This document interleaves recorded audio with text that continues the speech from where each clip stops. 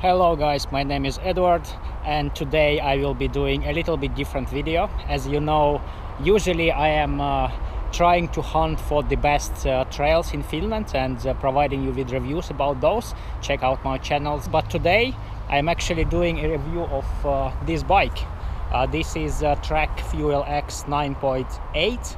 So this is sort of almost the flagship model. There is also a 9.9, but that is again quite expensive for majority of riders. After watching some of the reviews of the bikes over the years, I always was a little bit skeptical about some of the reviews where people are giving their opinions based on only one day or like maybe few hour ride on the bike. In my case, this bike was in my use for about a month now so far, so I have ridden about 800 kilometers on it at the moment at various trails, starting from ordinary gravel road to the very technical single track, also like some very steep downhills. And one of the reasons why it took me so long to actually review this bike is, as you probably know, if you watched some of my previous videos, I'm riding my own bike is Trek Remedy, which is 2013 frame. It's 9.9 as well, but that 2013 frame, it was the last year frame that Trek was producing 26-inch wheels, 26-inch frame. And for me, I was as I was riding quite a lot on 26, and as most of my friends starting to change their bikes to 27, 29ers, I was always like a bit skeptical about the change because first of all, when I test ridden 27.5, I felt that the difference is not so huge that in comparison to 26, that I would actually would like to invest another 5,000 euros, maybe 5,000 euros to a totally different bike with a little bit bigger wheel size. And again, when I was riding, like test riding a little bit 29ers, I felt that the bike felt a bit massive for me. I'm 170 centimeters myself, so basically I'm, I guess, on the shorter side for the male riders. But yeah, so I was like skeptical. Okay, 29 is not for me. 27.5 is basically sort of similar to 26, so I don't see a reason for upgrade until now, actually, when and this is a spoiler alert, I actually love this bike.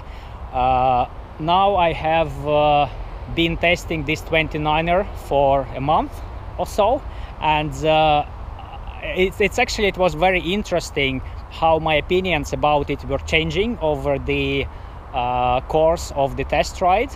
First, it felt a little bit sluggish. It felt a little bit big for me, and I was thinking, okay, it's not that actually fun to ride it. I just need to pedal, and bike does everything for me, but I actually like to play with my bike and so on. However, after some tweaking with the suspension and riding and learning, I guess there is some sort of like learn curve to ride or to learn how to ride 29ers. So I was sort of learning how to ride it, how to control it properly, and started to be a little bit more comfortable on the bike after about couple of weeks of riding. And so I started with like very big skepticism. It's like, okay, this is not a bike for me, as I probably would have upgraded to Remedy, which is 27.5 if I would have the money. And then after like couple of weeks, I got into the mindset, okay, it's actually very interesting that now this bike feels pretty good, and I would like to test more. Can actually this be the bike that would be actually suitable for me and for my style of riding? And 2 weeks passed again, and now I actually got to the point that I was so wrong about 29ers, and there are quite many reasons for that, so I will basically explain those in this video. I will not go into the technical specs that much because you will find these technical specs everywhere on YouTube or on Trek website, and anyway, if you are buying the bike, it's a good place to do a little bit research about the technical specs. But what I would like to mention anyway about a few things that this bike actually has, which are new features for me. First of all, this bike has an internal storage, which in my opinion is genius. You just remove this cap out, and there you can store your bike tools, and you can store also some other gear if you want.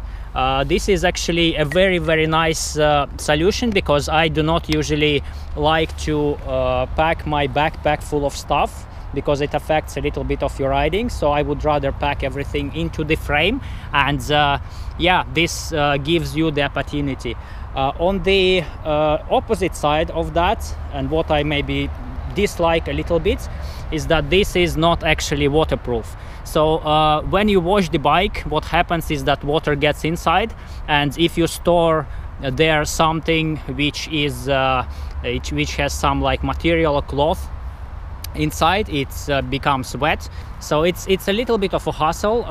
It would be really nice to have some sort of seal around this part, so the water would not get inside that easily. This bike comes with the Fox 36 feed grip fork, which is basically current base model, and also a Fox rear shock, which is like reactive through shaft. This is specific for the Trek, and what makes it different from others, there is actually the shaft that goes through the shock here when it goes through the travel, so it contains less oil, and thus it has a little bit less friction.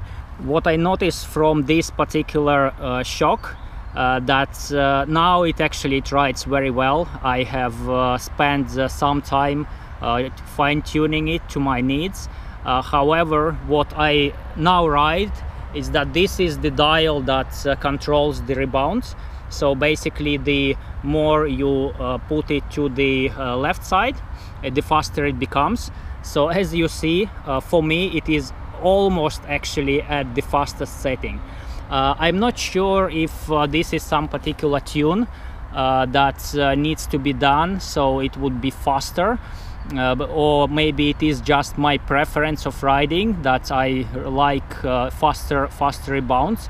Again, at the fork I do not have this problem. My rebound here is about at the half setting. I don't know exactly how many clicks, but it is about a half on the half settings, and now it feels very smooth and very good as well. I do not want you guys to look at me at the bike for the whole video, so at the same time as I will explain a little bit more about this bike test or bike in general, you will also see my home trails. So when you are choosing the bike for yourself, there are obviously three, or actually four different criteria that you have to take into consideration. So first of all, there are different disciplines, of course, and you probably know that. And in general, there is downhill, there is cross country, there is enduro. And based on the discipline that you are riding, you probably will at least a little bit understand what sort of bike and how much suspension travel do you need. Another very important thing to take into consideration is how your home trails are actually looking like. So what do you ride majority of your time? Because even if you compete in enduro few times a year, but the majority of your trails are very easy and they are not sort of uphill, not downhill oriented that much,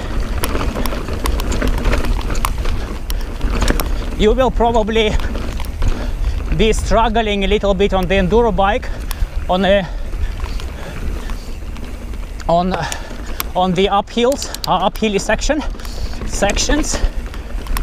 Although nowadays enduro bikes are pedaling pretty well already up the hills as well, but it's still not the same as the dedicated cross-country bike.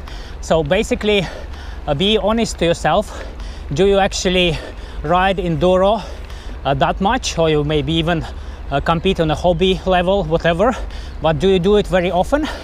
And you ride like mostly downhill, or do you ride actually uphill and downhill at the same sort of variance? So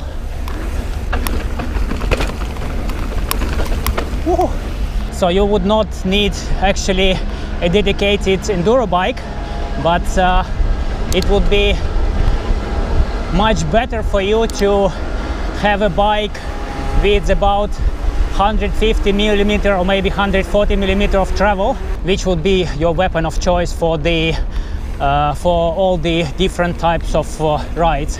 So the more technicality there is to the trails, the more roads there are, the more rocks there are, the more suspension travel you actually need. For me, these are my home trails, and as you already saw a little bit from this video, they are quite technical at some sections. Thus my bike of choice previously was Remedy, because that longer travel actually helped me quite a lot when tackling this difficult terrain. And this is one of those reasons why I was skeptical about fuelex before, as this current bike has 140 in front and 130 in the back. So I was thinking, and my Remedy again has 160 in front and 150 in the back. So I was sort of thinking that the shorter travel bike would not be enough for this kind of terrain. Although when you look at this from the GoPro, by the way, it will probably look very flat to you, but it's actually not. So try to multiply everything you see by 3, and this would be sort of the idea of roughness that we have here.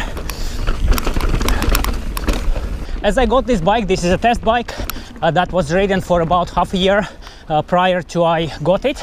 It already had some kilometers on it, obviously, and as I hopped on it, it felt quite sluggish, and suspension was a little bit off to my liking. And here again, I am comparing this bike to my Trek Remedy, and on that bike I have RockShox Spike RTC3, and on the back I have the Monarch Deluxe RT3, I think, or RC3, I'm not sure. So those are pretty high-end suspensions, even for the modern standards, and I am totally sort of rebuilding and fine-tuning them to my liking by myself. So I do actually know how the suspension is supposed to feel like, and how different dials actually affect the suspension work. After a few rides, I started to get the settings right little by little, and now it's actually feeling amazing. It feels both ends, the front and the back, they actually feel more supple and somehow more soft, not in a bad way soft, but more smooth, I would say. Smooth is the right word in comparison to my RockShox. So I would say that this current generation Fox is actually smoother than the previous generation RockShox forks and shocks as well. After some testing of this bike in my local routes and trails, my questions to the shorter suspension travel were totally gone actually. Now I feel that I do not need any more suspension travel than 130 on the back and 150 or 140 actually in front. Here actually one small remark. I would probably, if this would be my bike, I would probably increase the front travel to 150 just to make the front end a little bit higher and maybe the front angle a little bit slacker as well, but that is just a small personal preference. Speaking about slack, if you compare this bike to the Slash, for example, this is not as slack, obviously. However, I actually, for these trails of, we are now in Helsinki in Central Park, so for these trails of Helsinki Central Park, I do not think that Slash is the right bike. I think, and I do not need so steep head angle there for these routes at least. If you are going, if you are spending a lot of time riding enduro going downhill, then it is obviously a very good option to have a slacker head angle like Slash does. But here I actually feel that this head angle is probably spot on. Here is one of the segments. Let's see how that will go, and I will not push too hard, just to show you a little bit of what type of riding I usually do.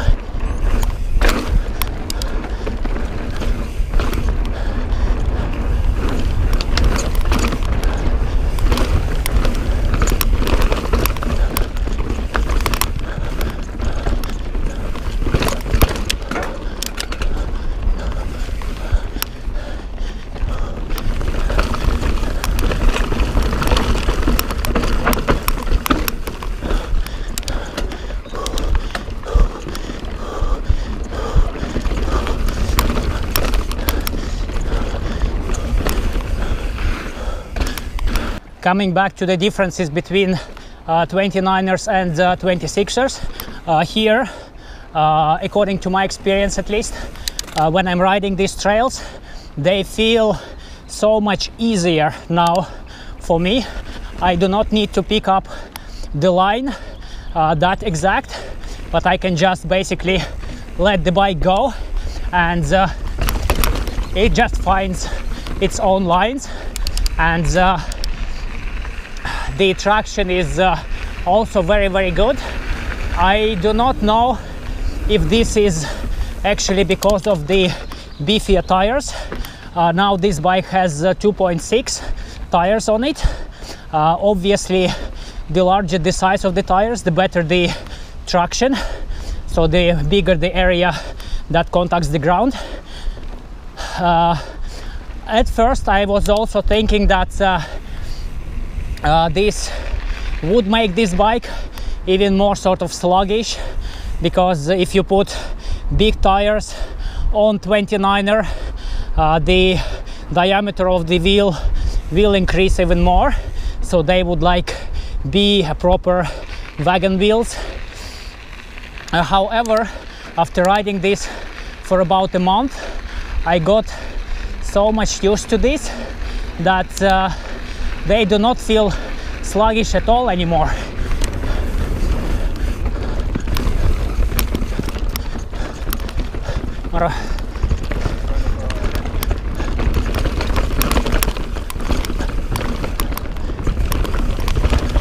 This is also one of the enduro segments that I usually ride, and now I'm not pushing because I want to explain you things at the same time, but I definitely feel that all these roots and rocks they do not feel the same anymore.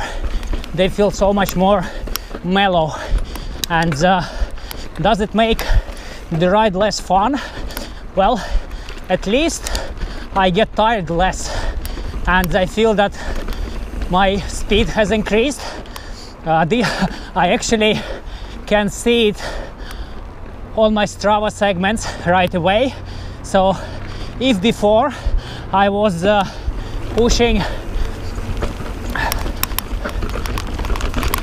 my 26er to the limit every segment, and actually dedicated to that, came out to dedicated to ride those segments, and had a lot of rest before each of those. Now I just ride the same things on this bike, and even without trying, I get really close to my personal best records on every single segment. And now, as there is a corona going on, I do not want to take too much chances on the segments, but I'm sure that when I will be pushing on this bike, I will get personal records for every single one of those. So if I would continue about the wheel size, actually after a month of riding on this bike, I have test ridden for some short distance a very nice, I think it's 2020 Santa Cruz Bronson bike with 27.5 inch wheels, and that is actually a dream machine. I think it was like 7,000 euros or something in the store, but to my very huge surprise, it started to feel, it felt quite unstable. So what I mean by unstable, it felt very playful. So basically what happened now is that the more you ride 29ers, the more you get used to this sort of stable ride, and it gives you a lot of confidence. And when you hop on the small wheel size, this confidence is tested much more. So you will ride a little bit decreased speeds probably because of that than you would ride on the 29er. Trekfuelex 9.8, it also has a very good suspension or back suspension for the climbing. I was actually surprised how well it climbs. Here in the Central Park I have a lot of very steep but short climb sections here, and I'm surprised that there is almost no pedal bob when I'm riding this bike. If you are a serious enduro racer and you actually want to win some podiums, this is not the bike for you. I definitely go for Slash, because this will probably feel a bit sketchy on the very... This is one of those very technical sections that I'm quite cautious with on my 26er. I usually get stuck there with my front wheel. On the 29er, it does not matter. It just goes through everything. You're probably now already thinking that why the hell is this guy comparing 29ers to 26ers all the time? He should actually ride the Fuelex and give us some review of the bike. But actually this is one of my points. When you do any bike review, you usually compare it to your previous owned bike. So, and that's why short tests, they are not very good, because your body gets used to riding some type of geometry or some type of wheel travel, and when you get to that new bike, which is different, you feel pretty uncomfortable at first, but you need to give yourself some time to adapt and to actually feel all these benefits. And unfortunately, in my opinion, this adaptation does not happen in one day. You have to at least ride few hundred Ks on particular bike, and this is what happened to me as well. If I would not be able to test ride this bike for this long, I would probably never been converted to 29ers. Now as I had this opportunity, that was like a very good lesson for me. Again, talking about the comparison of the previous bike, I also have a carbon frame remedy with a top spec, and it weighs like 12.7 Ks or something, with very nice XTR components and nice dropper post and everything, and it's fully carbon including the wheels. So hopping on the bike which is also top end, which is also carbon and which also has a very nice component, it does not provide me that much, I would say, like a wow effect in terms of like componentry, because this is what I usually ride. This is what I'm used to. This is how the things supposed to work on a proper bike, in my opinion. And I've been riding bikes for about like 10 years, a little bit more, so I do know what components I like and which I do not like, and what fits me well, what does not fit me well. So that's why I'm not bragging about oh wow, this frame is so light, oh wow, this handlebar is so great, oh wow, this dropper post feels so nice.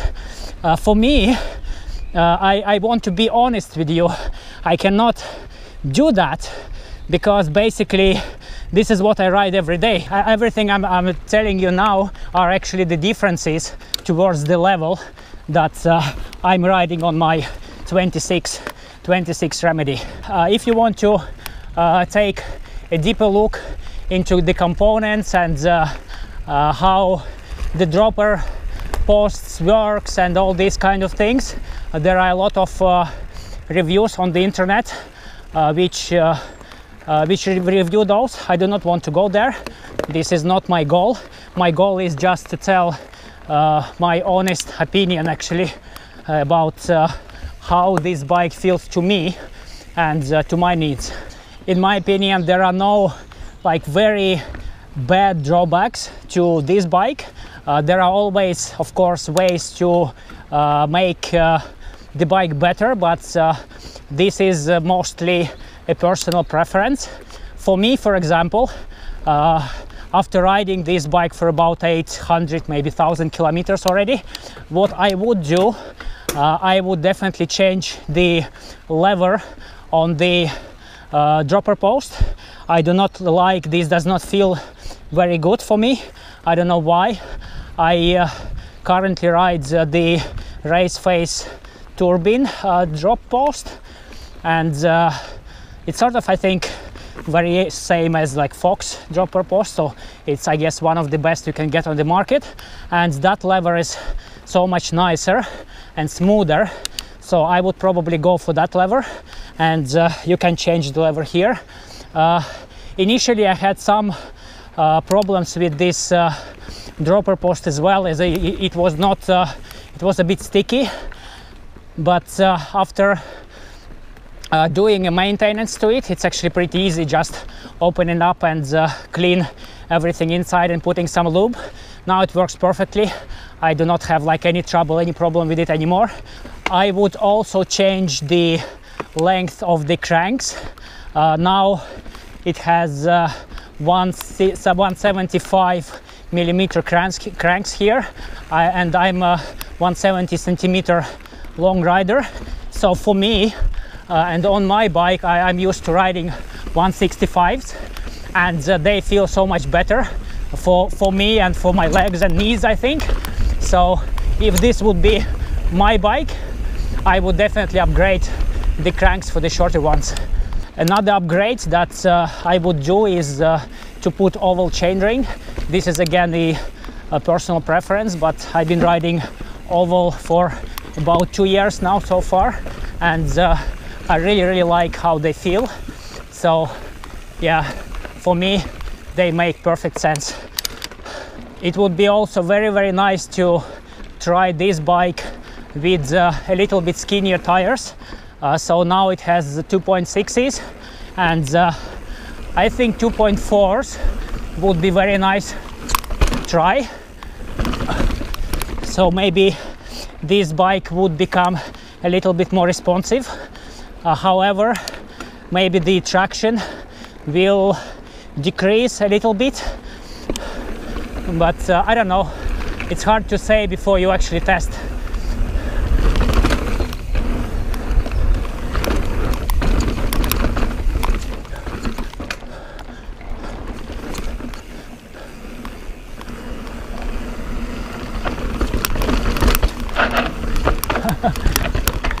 I ride all these sketchy sections so much faster on this bike, it's unbelievable.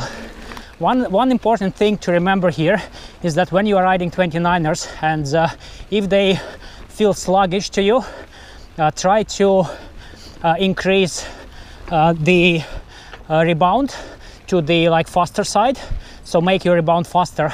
So this will make your bike more playful and it will be more fun. So that did a huge difference for me. At the beginning it just felt very numb and somehow dull. Now it's amazing. Now it's very plush and very playful.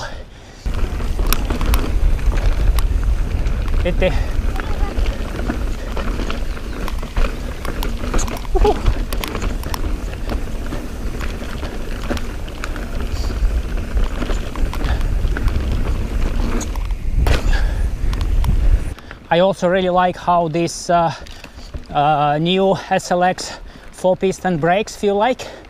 I ride 2-piston brakes XTRs on my bike, and I definitely feel the increased power on these brakes, and the modulation is better, so I can be a little bit more precise with my braking, which is a nice thing. The question now is, would I upgrade my 26 Remedy to this PhuelX 2020 9.8? And the answer is yes, definitely. And the more I would say the more important answer is, even I think for me, would be, would I ever get any other 27.5 bike into my bike stable? And I think even 2 weeks ago that would not be that clear for me still, but now I feel that I'm totally converted. So I would not buy any 27.5 inch wheels anymore for myself. So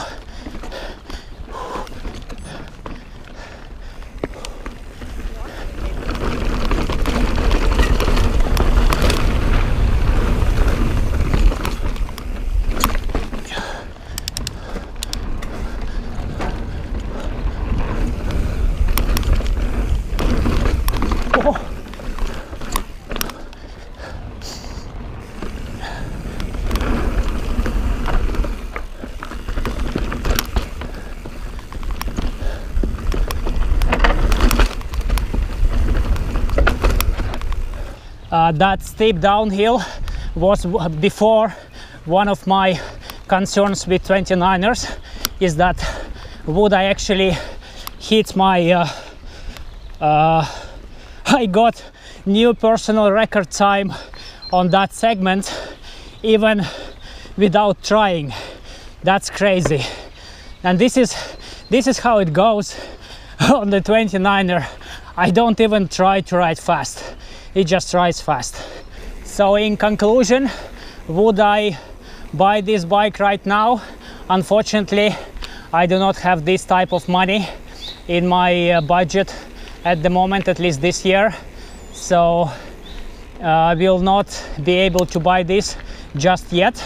But again, when I will have a budget to finally get rid of my 26 wheels and upgrade to the new bike, this would probably be one that I will get, because I just feel very comfortable on it, and it just feels amazing for the Central Park riding.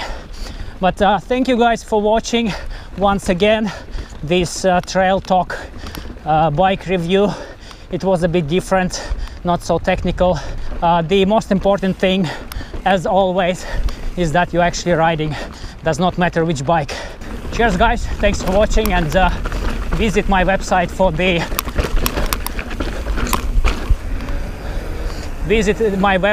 the best mountain biking trails in Finland. Link below. Cheers.